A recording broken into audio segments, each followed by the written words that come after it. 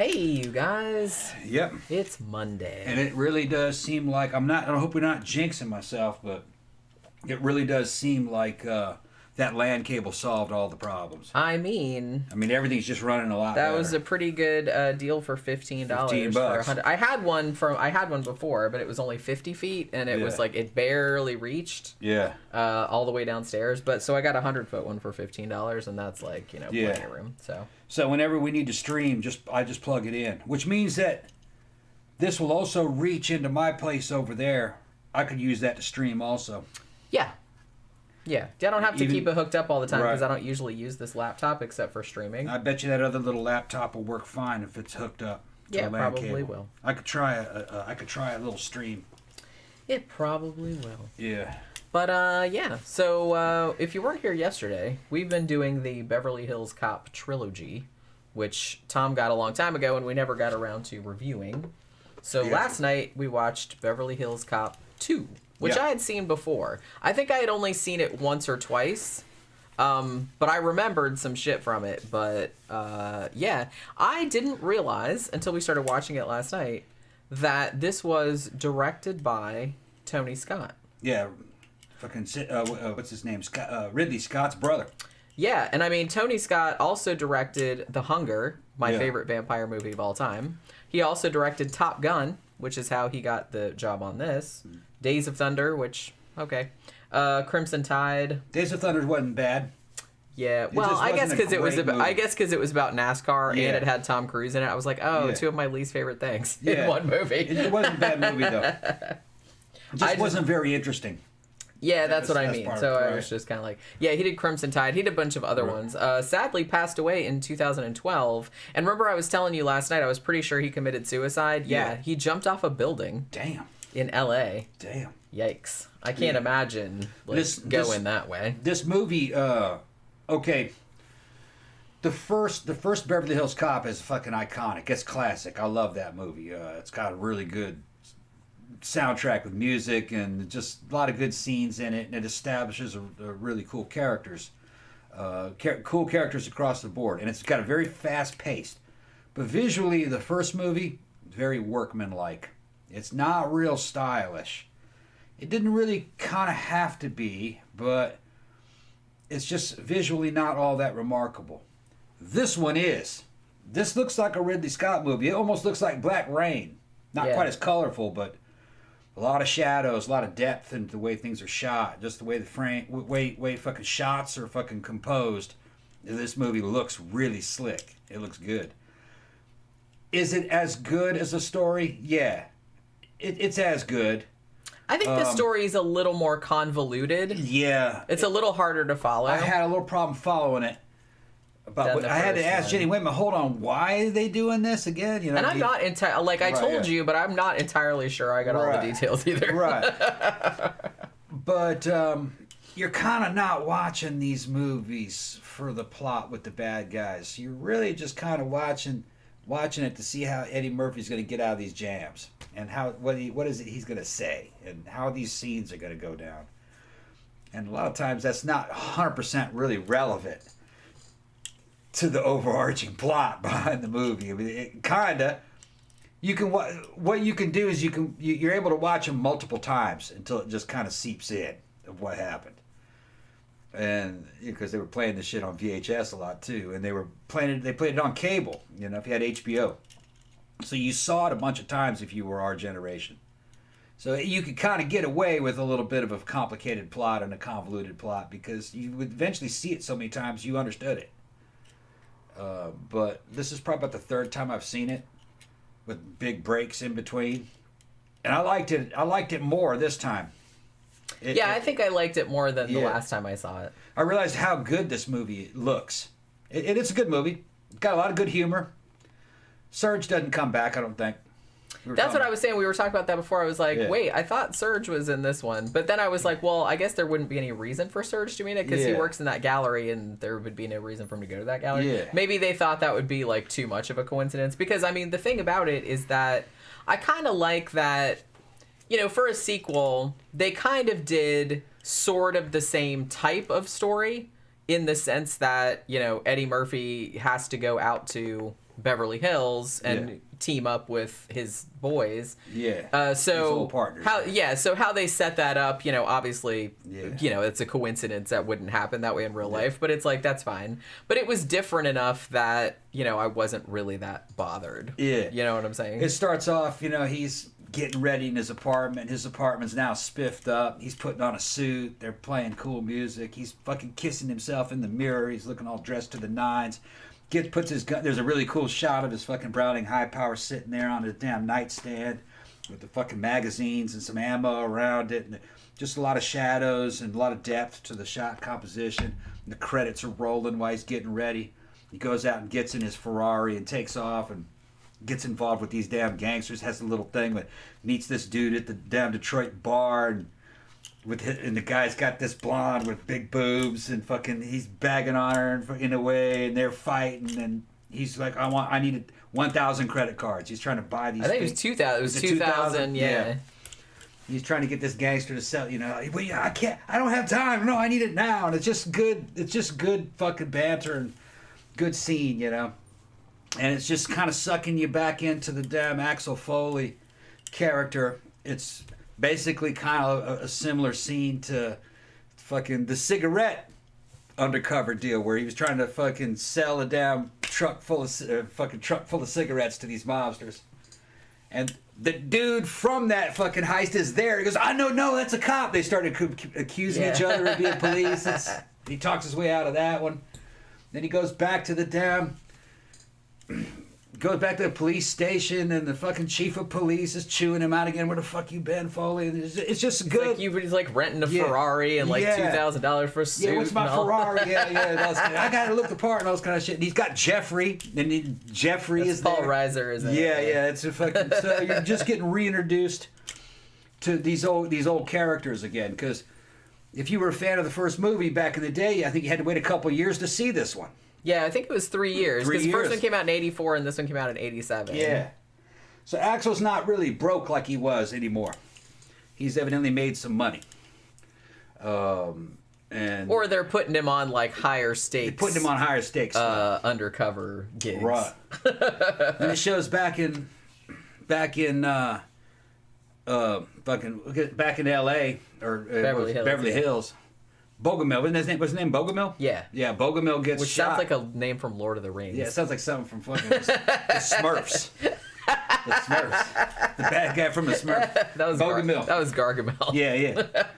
Bogomil gets shot by a big old tall blonde chick who's been heisting all this shit and it's Brigitte Nielsen. Back when she was cute. That's a big bitch. Yeah, big bitch. Yeah. Eddie Murphy goes into the whole big bitch spiel. It's like he did. A lot of that shit, I believe, was ad-libbed because some of that shit just comes out. And they react to it. Yeah, they react to it like this is the first time they've heard it. So she's a big bitch. Not to mean the big bitch is that big. Just fucking funny, And turns out all these heists are happening, and she's kind of like the centerpiece during these heists. This big, tall, beautiful blonde shooting the place up, and their first clue. She shoots Bogomil because he was closing in on the operation, but he doesn't die. So Eddie Murphy hears about it all the way back in Detroit. He sees it on the news, so he makes contact with him. He's coming down there to help. And that's kind of where this story starts. He goes back to Hollywood. He fucking talks his way into somebody else's house and just all kinds of adventures and shit with Axel. And if you notice this, I was watching this movie and I was going, this is a lot like Fletch. A lot of Axel Foley's special superhero powers is to lie his way in and out of things, kind of like Fletch, but just funnier if you ask me. Although Fletch was a good movie too. I haven't seen Fletch in a long time, and it's now I almost kind of don't want to. I don't know if I want to say this across the board, but I don't really want to watch anything with Chevy Chase in it because he's such a fucking dickhole. He's a douche nozzle. But nobody can stand him. He's funny as shit in his movies, but they say that in real life that dude has no sense of humor. Insufferable. Insufferable, can't be around him. Which is crazy. Yeah. That's crazy. They just say he's a fucking dick. Yeah. You know, that's what I don't know. Normally, everybody that I don't believe it until I see it. But so many people have said that dude's a dick. I mean, if everybody says that you're a dick smack, then probably you are. You know what I'm saying? I'm just saying. If there's like mixed opinions, that's different. But so what ends up happening here is they go to the damn crime scene, and there's some cool gun nut stuff in it. You know what I mean? Like one of the big clues that they find. This 44 auto mag casings. And they kind of tell the truth about that. 44 auto mag was a custom Wildcat cartridge made for one pistol, the auto mag pistol, which had a bunch of different 44 auto mag, or that auto mag pistol. I think it was a 1, 2, and the 3. I think there was a 4 also. Some of them had different calibers, but the main one was auto mag, 44 auto mag. And what you would do is you take a 308 rifle case and cut it down and put a 44 caliber bullet in the end of it and fucking hand load it. And it was powerful. It's kind of like 44 Magnum. But it was better than 44 Magnum for an automatic pistol. Until the Desert Eagle was out, you could shoot 44 Magnum through that, but they had to do some engineering backflips to get 44 Magnum to go through that. Because it was 44 Magnum's a rimmed case. It's for revolvers. It was never designed to work in an automatic pistol. So 44 Auto Mag was a way of getting around that to make a truly automatic 44 Magnum cartridge. And it worked great, but I don't know why it wasn't a commercial success. I guess because the 44 Desert Eagle was so popular, and that one was shooting 44 Magnum, so people just went with that. 44 Magnum was easy, was already in production. But 44 Auto Mag mostly had to be made by hand. People didn't want to go through the trouble, I guess.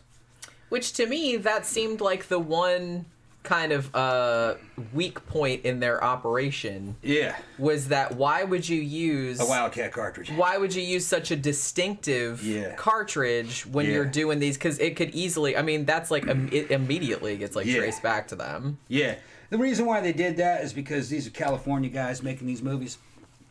And they're trying to make the bad guys special.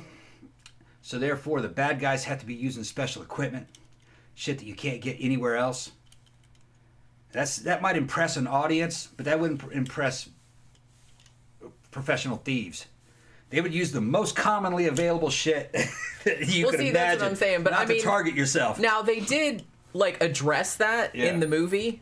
When Jurgen Prochnow was talking to Dean Stockwell's character, they did address that. It's like, did you actually I don't think that Dean Stockwell's character, I don't think he was supposed to use those. Yeah, do you think they couldn't find you with that? Yeah, so it's just kind of so that was just a fuck up. So they did acknowledge, but I think they wrote it like that too, just so it'd be easier for them to find that distinctive cartridge, and then for them to be like, oh, I know this gun expert that maybe knows where that came from, and then it saved a lot of time, I guess. So it was an efficient way of them getting onto the people early. In this particular environment, in this story, that clue led to the Beverly Hills Gun Club. Yeah. Because in California, in that area, that's where those guys would be. They'd be rich guys in that gun club. Maybe you could figure out who made that casing. Because you have to make the case, then load it. Not difficult to do. I've done stuff like that. Not with 44 Auto Mag, but with other cartridges, making Wildcats. It's done with hand tools. You just got to buy them. So it's not rocket science, and you got to have the right loading manuals and measuring tools. But it's just a little detail they put in movies, and guys that are into guns, we kind of like that shit. But we also kind of scoff on it, why would you use that? Should have used 9mm. Those things are everywhere. Well, yeah, like I said, I do like though that they did address that. Yeah. As though you weren't really supposed to do that, and we did it we weren't thinking about it, a lower level person did it without thinking about it. Yeah, and the 44 Auto Mag is a gigantic fucking gas operated pistol, not practical. Not for you can't conceal it. It was made for fucking big game and shit talking.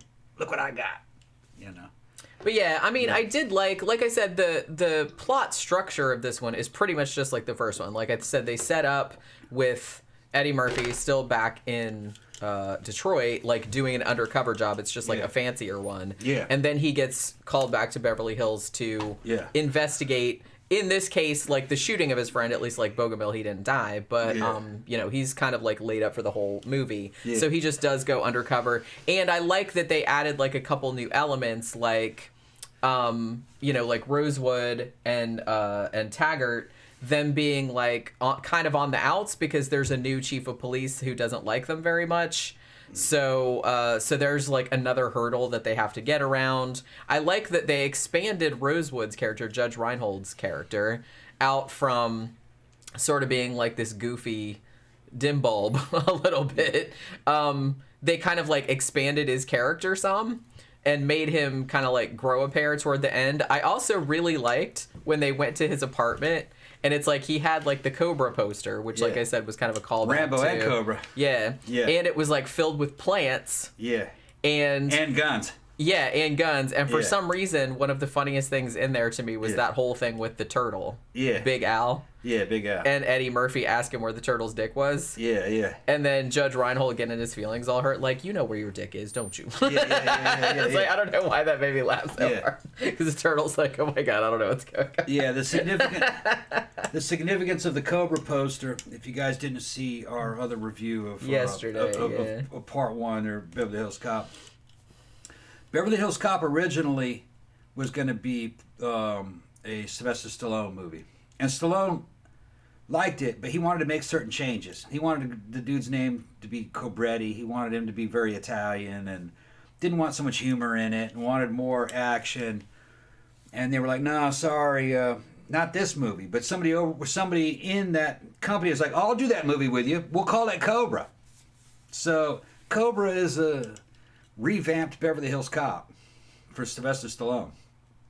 So they homaged it in this movie. They put a Cobra poster in there.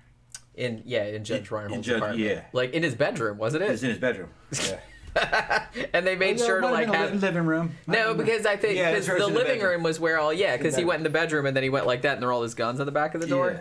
And like that was like kind of a running gag that Judge Reinhold, even though he seemed like this kind of weedy little dork or whatever, like there was all these guns in his apartment, and then like the trunk of his car, like he had all these fucking guns in there and shit like that. Well, he was kind of like becoming more of what he was. Yeah, he was getting more green, more plant friendly, more creature friendly, and with animals and all this kind of stuff. But more into guns, more firepower, more of what he was. And he like kind of learned to stand up for himself. Yeah, he learned to stand up for himself, right? Like to the chief. He had magnified himself. And what's funny is like look on the back of the door. He had hanging up on the back of the door more guns, but they were all revolvers. That's another funny thing too. Yeah. The revolvers were just bigger, more. He didn't go to automatics or anything like that. Just bigger and bigger revolvers, which is kind of funny if you're a gun guy. You're like, yeah, okay. And he goes, I needed more firepower. And he's got like, I don't know, a huge 44 Magnum. That's not what firepower means, but okay. Firepower is how much ammo you're carrying. Is more than anything, But it's I just like that they still kind carrying of, 6 rounds. And I like that they kind of did a little bit of stuff with Taggart too, where because his wife had left him, so he was kind of like glum. But then he was like afraid that he was going to get in trouble, like working with Axel Foley again. And then after a while, he was just like, you know what, fuck it. I don't care if I get fired. Yeah. I don't care if I lose my medical insurance. Yeah. I don't care if he's like, the chief of police hates us anyway. We're probably going to get fired anyway. So we might as well. Because they had already like bumped him down to traffic cops because they were investigating some shit or they did something they weren't supposed to do. And so I like that they kind of brought that new conflict in there. I gotta say though, it's like I said, Serge wasn't in it, and also Jenny from the first movie wasn't in it. Like I said, I guess that this was a different story. Yeah, but they weren't really necessary. They weren't really, because Jenny, that was Alex Foley's friend. Yeah. But I mean, I don't know. I kind of wish they would have mentioned it, but like I said, it didn't have anything to do with the gallery where she worked. So I guess that it would have just been... It's kind of strange, though, because she lived in the area. He would think that he would have visited her. That he would... That's what I was thinking. Right, yeah. It's like he could have called us up and said, hey, Bogomil got shot. Right. Or she could have called and told him. Right. That would have made more sense. Because that seems more plausible to me than seeing it on the news. Maybe they couldn't get her. That's what I mean. Maybe she didn't. That was another thing too that I thought was a little weird. Okay, so while he was in Detroit, he sees the news that like Bogomil got shot in L.A., which is not crazy that they would put that on the news, like a cop, like It would have been a high up national cop. news. Yeah, but I'm just saying that I think it was a little too coincidental that he would have. I would have liked it better if She called Jenny had called him, or if the daughter had called him, because he did actually like call the daughter and talk to her, and she was kind of like a big character later. Yeah, there's a bunch of scenes in this with Eddie Murphy basically telling fucking Bogomil that, hey, I might have to date your daughter, and then him kind of flirting with the daughter and comforting her at the same time. That's kind of funny because Eddie Murphy. By the time this movie had come out, Eddie Murphy on Saturday Night Live and everything did a lot of skits about him being a ladies' man, which evidently was true. He was very popular with the women. He would joke about his popularity. But, so that's in there. There's just a lot of good shit in the movie. Other than the turtle thing, I think my other favorite scene is him totally talking his way into that house. Yeah. Like, because he doesn't want to stay in a hotel, I'm guessing. Yeah. So he just sees this house that's kind of like under construction. Borrows a house. And he basically... Yeah. And there's not supposed to be any right angles. The owners aren't there, and like there's like a crew, and he just comes and says he's the building inspector. Yeah. And it's like, these are the wrong plans. What are you doing? Stop what you're doing. These are the old plans. It's not your fault, boys. It's not your fault. Give yourself a round. This is not supposed to have any right angles. My people, he goes, no right angles. It's gonna be round as a donut. And he goes, "What are you, an art critic now?" Or what is it? He said, "You're an art critic." He says, "I don't know how stupid rich people are. It's like if they want to live in a round ass house, they can live in a round ass house." It's fucking funny. No right angles. Because they were gonna be gone for a week. They were in Hawaii, and so he was just kind of like, "Well, I'm gonna get this sorted out. So you guys just all go home. You got the week off." So he just, and then he just like. Then he just like stays in the house. That shit was funny. Yeah, I like that scene too. That was like super funny. But this had like a lot of the similar kind of thing. Like I said, the only criticism I have is like the story was a little more convoluted. Yeah. I don't really think it needed to be that convoluted because I don't even think it needed the arms dealer thing, or it needed only the arms dealer thing. I don't think it needed the arms dealer thing and the insurance fraud, right? And the alphabet, they weren't killings, the alphabet robberies or whatever, like the high-end robberies at like the jewelry stores and stuff. I kind of think they could have streamlined that a little bit because, like I said, it got a little bit convoluted. Yeah. Like, I got what was going on, but I'm like, that seems like a really complicated way to make money. Yeah, they basically should have been kind of like the guys from the first movie, or maybe the bad guys from fucking Die Hard. Should have been a situation like that where it was pretty simple. Yeah. With some good bad guy characters with that, you know what I mean, that you could play with before they got killed or arrested. It was a little bit convoluted. Yeah, I think you're right. You know what? It doesn't matter though. No, not really. Like I said, that's a very, very small criticism. That and like I wish they would have set up him coming to Beverly Hills like in a less like sort of clunky way instead of seeing it on the news. No, it should have been Jenny calling. Which it should have been Jenny or Bogomil's daughter calling him. Yeah. Because you would think, because they were supposed to go fishing, remember? Right. And then Bogomil said, "Oh, I can't go fishing. I got this thing." And then he got shot. Yeah. So you'd think that the daughter would have called him. Yeah. And said, "Hey, my dad got shot." You know who else could have called him? Billy would have called him.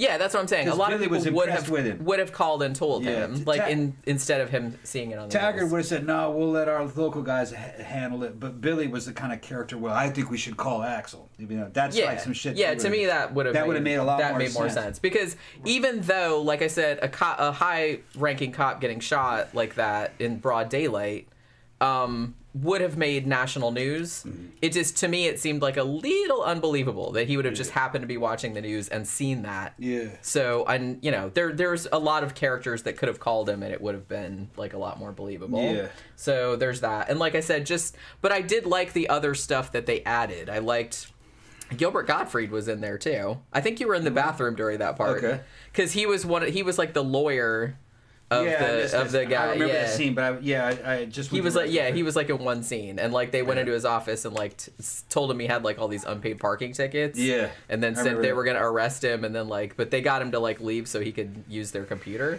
so they could figure out like where this dude's money was going. I'm gonna say technically, and just visually, this is a superior movie to the first one. It's much nicer looking. It's a lot more stylish. Yeah. It looks more like a noir. Like I said, it looks like, it's Tony Scott, so it looks like that Tony Scott, Ridley Scott kind of look to it. It's along the lines of Black Rain. You know what? The one scene toward the end, when they were having like the big shootout with the bad guys, like in that big barn, where all the arms were. The fights and the shootouts are much better. Yeah. That scene where there was like all this sort of like fabric or plastic, like raggedy looking plastic, like hanging down, and all the pigeons and like the kind of like hazy. Yeah, it reminded me. Well, it reminded me of the end of The Hunger. Yeah. Like that attic room with like that one beam of light coming down, and like all the fabric, tattery fabric, and the birds and stuff. So visually, you got fucking The Hunger, Black Rain, and Blade Runner, kinda. It's what it kind of looked like. A lot of shadows and lines and black lines and shadows going across people. So you have depth to the shots. It just looks a lot better. Yeah, I mean, visually it is much nicer. And the fight scenes choreographed and edited a lot better. The action looks a lot better. Yeah, Even I mean... the car chases and everything. And it's still funny. It still has that... Eddie Murphy magic in it, because like I said, that's sort of what you want to see, like in these kind of movies. You kind of want to see how he's going to talk his way out of shit. Yeah, with a film noir detective fucking motif over it, it works. Doesn't look depressing, but it looks serious. It looks good. And also, there's, I think they did, because obviously you had to have a scene in a strip club, because, they had that the first one. And you had a scene at the Playboy Mansion. Yeah. With a cameo by Hugh Hefner. Yeah, he's in it. Forgot about it. Who comes over and kicks everybody out. Seeing those old 80s strippers. Man, you fucking reminds me of the popular body styles back then were just very skinny, man. Skinny, lots of Winstrol. Almost asexual looking builds. I mean, not as little narrow hips. And I shit. feel like it wasn't as skinny as the 70s. Yeah, but it's still. But it's still pretty skinny. Yeah, yeah. You look at him today, you're like, it's kind of scrawny. Yeah. I mean, because I feel like in the 70s they liked him like super super scrawny, whereas in the 80s they're like, well, scrawny but with big tits. You're right. But they still had those narrow hips and long kind of shapeless legs. It was kind of weird. And then. They had definition. They had signs of fucking that they were taking Winstrol, because L.A. The L.A. area is just real close to fucking Tijuana, so that you're getting all your damn anabolics. There's a reason why Muscle Beach and fucking Arnold Schwarzenegger were all came out of Gold's Gym, because it's right there near fucking Tijuana where all the steroids came from. And they got good shit there. Been making it for fucking ever. It's easy to make. Yep. But that's why Muscle Beach was there. And why it wasn't in, say, fucking Canada. But yeah, I mean, seeing this one again, like I said, I had seen this one once or twice before. I think I did like it better this time. It's weird because, I mean, when the first movie came out in 84, it was like pretty much universally beloved. This one seemed like it got a lot more mixed reviews. Some people were kind of like, well, it's just the story is pretty much the same as the first one, and it's not quite as funny. But, some people liked it. I feel like time has been kind to it, and I feel like most of the reviews I've seen that are recent are a lot more positive, with most people saying it's easily as good, if not, or better than the first one. I think I like it a little better, man. I still like the first one better. I think the first one's a little bit funnier. And like I said, I think it's just mostly because the story is too convoluted. I don't even care if the story is like similar to the first one, like the structure. I don't give a shit about that. I just think they could have like streamlined the story a little bit, because I kind of feel like the whole criminal plot that they had going on was just too complicated. Like, I knew what was going on, but I was just kind of like, this is like way too many hoops for me to have to jump through to like figure this out. So if they could have simplified that and just, I think that it would have been probably better. They're both great movies. The first one is a fucking classic. Yeah. It just is. But I think the second one is a better product. It's just better made. It's better looking. Better looking. Now, I will say the soundtrack in the second one isn't as good. Not quite as They do good. use Axel F, the Harold Faltermeyer theme song. And the Pointer Shakedown. Sisters had a song in it, but it wasn't as iconic. I remembered most of the songs. I mean, Shakedown, that's fucking Bob Seger, your favorite. Yeah. He hates Bob Seger. I hate Bob Seger. So, That's an okay song, though. Yeah, but it's an earworm. That's the song that I remember the most. Yeah. There was a song on there by the Jets that I think I kind of vaguely wrote. I was like, yeah, that sounds familiar.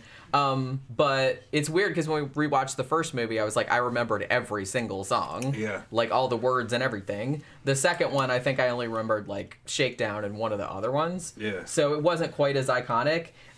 It did do pretty well, I remember, but the movie, like I said, even though it got mixed reviews, I mean, so many people were like looking forward to this because it had been 3 years. Yeah.